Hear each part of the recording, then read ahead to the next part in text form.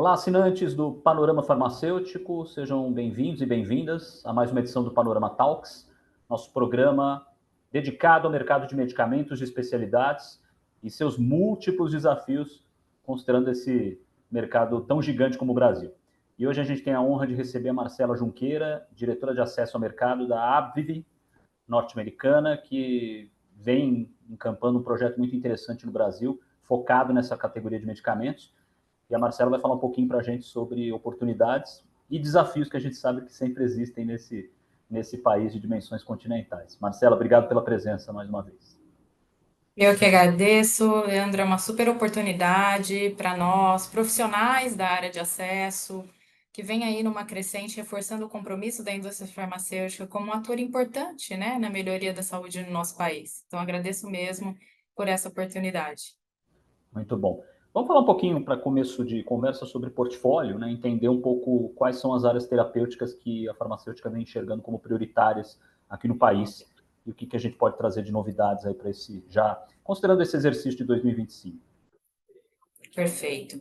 A Avio é uma empresa, é uma multinacional com sede nos Estados Unidos e uma grande capilaridade mundo afora, que começou o seu modelo de negócio focado na área de imunologia.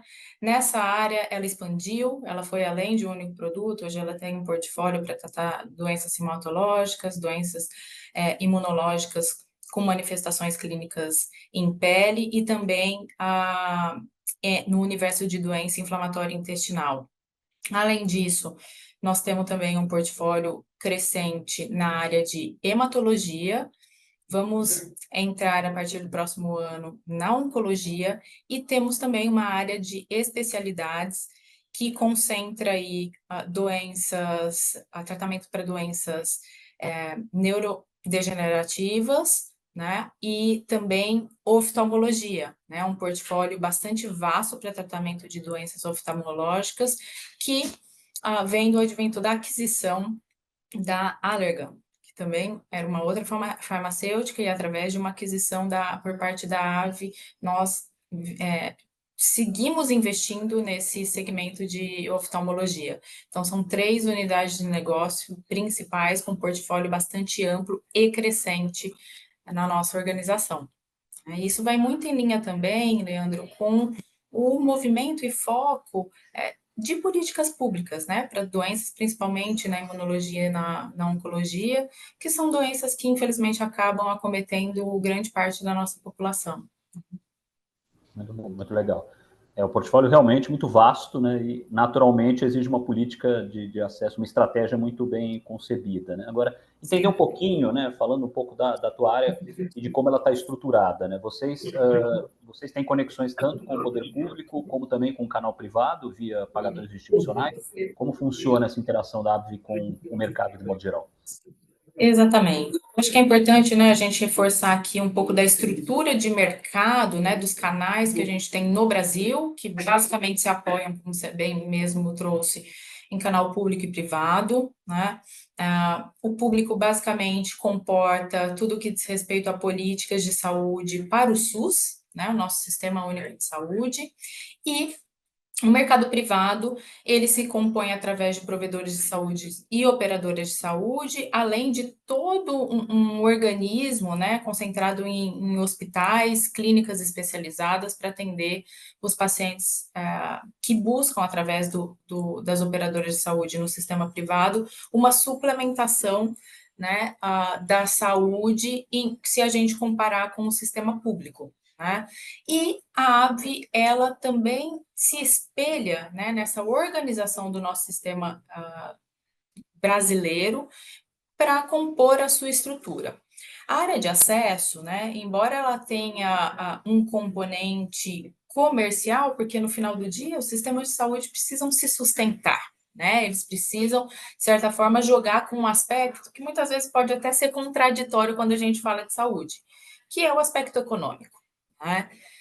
Quando a gente pensa, né, na nossa saúde, a gente não quer ter uma restrição a um tratamento por conta de aspectos econômicos, financeiros. Mas a gente sabe que para atender a todos, esse é um aspecto importante, né, se não essencial, para que seja considerado também. Mas eu acho que o grande apoio, né, a grande espinha dorsal da área de acesso na ABV é o aspecto técnico, né? Porque nós estamos falando de um portfólio que se apoia também em tecnologias que são complexas, né? E que elas precisam provar o seu valor. E de que maneira que a gente faz isso, né? O time de acesso, ele se apoia, então, em todas as evidências clínicas, as evidências científicas dos produtos, para discutir, então, o benefício que essas tecnologias podem oferecer para a nossa população, né? E isso levando em consideração, de novo, as particularidades de sistema público e particularidades de sistema privado. Então, nós vamos, né, explorando, jogando com todo esse arcabouço científico que nós temos, desde o ponto de vista clínico de evidência, mas também compondo toda a nossa proposta de valor para os nossos produtos com o aspecto econômico, né, modulado a cada um dos canais. É bastante interessante, eu digo que é uma arte, né, da gente garantir que o nosso ponto focal seja o paciente, então todo o ganho clínico que ele pode ter com a tecnologia, sendo ressaltado nas nossas argumentações, nas nossas discussões, mas sem deixar de lado um aspecto que é importante para o sistema de saúde em si, que é a parte econômica, né? Então, é basicamente a maneira que nós estamos estruturados. Muito legal. E, Marcela, obviamente você falou de todo o aparato técnico que vocês procuram, né, equipar, para estruturar, para justamente garantir o desenvolvimento acelerado e, obviamente, consistente, né, desses medicamentos. Agora, como é que funciona o trabalho de pesquisa e investimento em P&D? O investimento em P&D, eu sei que são dados globais, né, mas como, de certa maneira, o Brasil é inserido nesse universo de pesquisa? Você trouxe um ponto muito importante, porque o Brasil está, neste momento, numa transformação positiva com relação à favorabilidade de investimento em pesquisa e desenvolvimento aqui no país, né?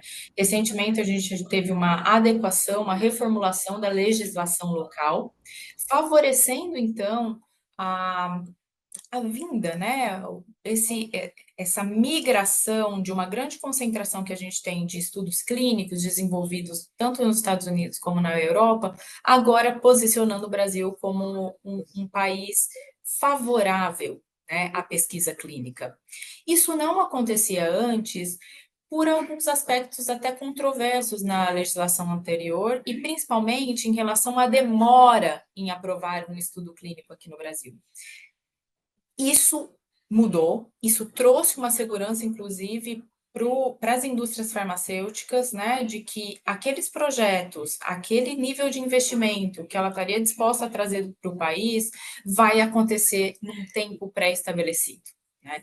E o processo de aprovação de uma pesquisa também em nível local mudou, né? Então, ele é mais célere, ele é mais transparente, e ele tem também uma expectativa muito legítima, né, que é conectar a pesquisa clínica do país com todo esse processo de disponibilização das tecnologias que são testadas, né, que são avaliadas nos estudos para uma possível disponibilidade para o paciente. Então, agora o caminho ele está mais fluido, né? E isso a AVE já vinha investindo, já vinha trazendo grande parte dos seus estudos aqui para o Brasil, e agora nós conseguimos, como companhia a nível local, posicionar de fato o país como um país atrativo, né, para que cada vez mais a gente impulsione a pesquisa clínica, não só no âmbito da nossa organização, né, AVE, mas também impulsionando esse segmento dentro do país, que comparado, Leandro, com outros países, a gente ainda é muito tímido, né, olhando toda a presença de pesquisa clínica fomentada, desenvolvida pelas indústrias, o Brasil ele não ocupa um ranking que ele poderia ocupar, né? Uma posição nesse ranking que ele poderia ocupar pela nossa, eu diria, dimensão geográfica que a gente tem, né? Nós somos um país populoso, um país diverso, e isso é muito interessante do ponto de vista de desenvolvimento de um medicamento, porque a gente tem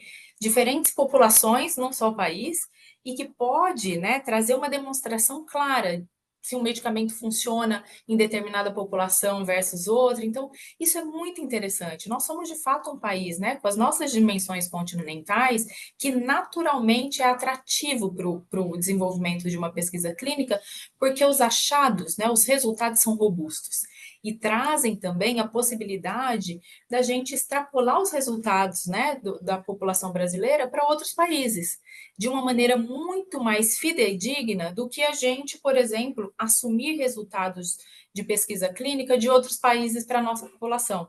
Né? Então, a gente está com toda essa possibilidade agora, né, que essa mudança ambiente mesmo que aconteceu do ponto de vista legal, nós temos essa possibilidade de robustecer e ainda mais trazer confiança nos resultados clínicos dos medicamentos, né? Então, acho que a AbbVie, ela vê isso como uma grande oportunidade e reforça esse nosso compromisso, né? E o compromisso, no final, é com o paciente, né? Que a gente está, de fato, usando dessa oportunidade para disponibilizar de maneira mais rápida, eficaz e com maior segurança e transparência o que a gente tem de desenvolvimento tecnológico para o nosso país. Como você mesmo comentou, né, é um país que é quase uma tempestade perfeita, né, porque a gente tem um país diverso, altamente populoso, então você tem quantidade, diversidade, ideais para se trabalhar realmente o estudo, e agora um ambiente regulatório um pouco mais favorável e seguro para reforçar essas apostas e investimentos. Né? Acho que é um bom caminho. Agora, obviamente, né, um país com dimensões continentais traz oportunidades e desafios na mesma proporção. Né? E acesso é uma lacuna, né, no mercado. Queria entender um pouquinho como você enxerga esse desafio e entender, não sei se é possível, né? A gente sabe que são realidades muito distintas, mas considerando uma multinacional como a AbbVie, que outros mercados poderiam trazer ensinamentos para o brasileiro em relação a melhorias na política de acesso? Uhum. Bom, a gente sabe, né, e acho que você mencionou até pelo caráter continental, a gente acaba vivendo num paradoxo, né? Nós temos um sistema público que é um sistema universal, garantindo, né, o direito de acesso à saúde a todos, a 100% da nossa população. 100% da nossa população é muito, né? E a gente não pode negar, e aí trazendo a perspectiva da indústria, né, que a inovação, ela custa. E como a gente tem, né, um desafio que nós estamos, do ponto de vista, né, de sociedade, no nosso melhor momento, né, se comparado a anos anteriores. Por quê? Porque a gente está vivendo mais e melhor. Viver mais e viver melhor também gera, né, um custo, um impacto no orçamento de maneira significativa. Então, uma premissa que a gente considera, né, em acesso é que nem tudo vai estar disponível a todos. Os critérios eles precisam ser claros, mas ao mesmo tempo a gente não pode excluir, né, volumes ou montantes, seja do ponto de vista econômico, seja do ponto de vista até de pessoa, de toda a discussão. Eu preciso ter discussões que sejam representativas. Então, daí esse paradoxo, né? Como que eu dou tudo para todos ou como eu dou o melhor para o máximo de pessoas que eu conseguir. E aí, eu digo que acesso é uma mesa, né? Onde diferentes atores estão sentados em volta. Acesso não é uma coisa, não é uma área que está exclusivamente atrelada à indústria farmacêutica, embora, né, essa nomenclatura de acesso ao mercado tenha sido desenvolvida no âmbito da indústria. Mas, entre esses atores, nós temos, no sistema privado, os operadores de saúde, os provedores, os hospitais, assim como no mercado público, a gente tem o Ministério da Saúde, nós temos as secretarias estaduais de saúde, municipais, enfim. Mas a gente tem também as sociedades médicas, né, que são diferentes e têm prioridades diferentes dependendo da sua área de atuação. E a mais importante, sem dúvida, que tem que estar no centro, ou numa poltrona, né, bem pomposa nessa mesa, né, que é o paciente, que é a sociedade civil. ela precisa ser representada. E eu acho que quem discute, quem decide, quem é o ator ali decisor, tem que considerar paciente como um denominador comum.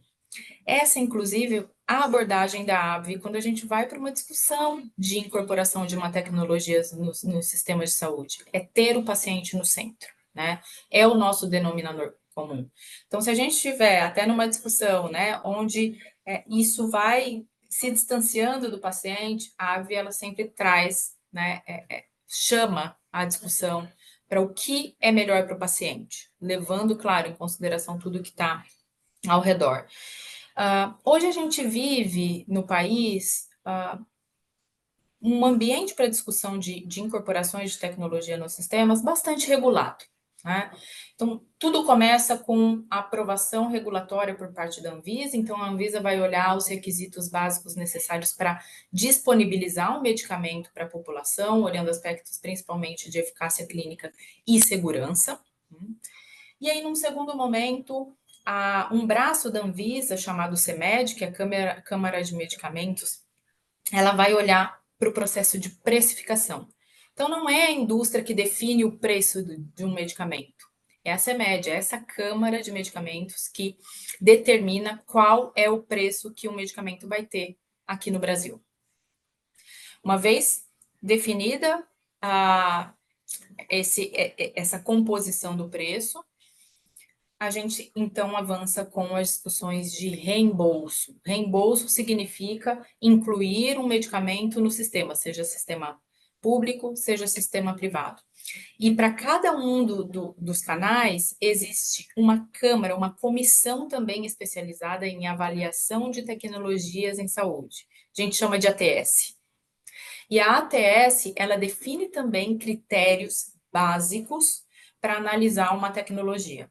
Primeiro que a gente precisa comparar, né, uma nova tecnologia ao padrão, né, ao que já está disponível no sistema, e a gente compara tanto do ponto de vista clínico como do ponto de vista econômico. E aí a gente chega então em resultados que facilitam ou que deixam a tomada de decisão um pouco mais holística e completa, para a gente tentar navegar com um pouco mais de clareza nesse aspecto paradoxal que eu trouxe para você, né? Mas, além disso, eu te diria que acesso em si está muito atrelado com missão de vida, né? Porque, de novo, se nós nos colocamos como, saímos desse papel de ator e a gente se coloca, né, no papel de um paciente, eu quero o melhor para mim, né? Sempre. Eu quero ter disponível a inovação para o momento que eu precisar, né? Então, como que, de fato, nós, como atores da mesa, garantimos que esse horizonte de tempo também seja comum? Talvez esse seja o nosso ponto de atraso enquanto país. As políticas de saúde, elas não avançam na mesma velocidade que a indústria em si, que a comunidade médica em si avança no que diz respeito a diagnóstico e a tratamento, né? Então, a gente tem aí sempre um atraso em relação ao que hoje, né, a gente tem de produto disponível ao que de fato está ali no sistema para que o paciente possa se beneficiar diretamente, né? E aí é uma arte de discutir, é uma arte de estabelecer parcerias, relações de confiança e que no fim tem que ter esse caráter ganha-ganha. Então é uma missão que tem que tocar a gente profundamente. Aí você mesmo falou, é a arte do diálogo e da interação para realmente buscar esse equilíbrio, né? Acesso versus sustentabilidade financeira. Não é versus, né? Acesso mais sustentabilidade, né? Acho que essa tem que ser a equação. E não tem jeito, né? Isso passa por diálogo, por interações bi e multilaterais e claro, né? Um cenário favorável que a gente começa a encontrar, principalmente no campo regulatório. Mas, legal, Marcela. Bom, a discussão a gente sabe que é ampla, né? A gente sabe que essa mesa ela é infinita, mas acho que a gente pode encerrar por aqui, mas só tenho a te agradecer pela participação, eu acho que foi muito esclarecedora tua fala, e entender um pouquinho o movimento da ABVE no Brasil, e legal saber que vocês estão trabalhando aí com novas frentes, apostando em novas áreas terapêuticas, e né, o Brasil, né, que bom que está sendo um campo promissor para vocês. Agradeço você mais uma vez pela presença. Muito obrigada, Leandro. esse é um canal, sem dúvida, muito oportuno, não só para a Ave, senão para toda a indústria farmacêutica, para todo mundo que realmente acredita no nosso país como um grande impulsionador, né, para a melhoria da saúde aqui no Brasil. Muito bom, Marcela. Obrigado mais uma vez. Obrigada. Um abraço. Quem curtiu mais esse programa de entrevistas, Panorama Talks na veia para você.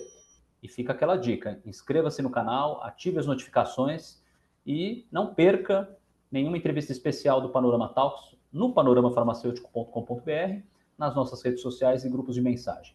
Um grande abraço.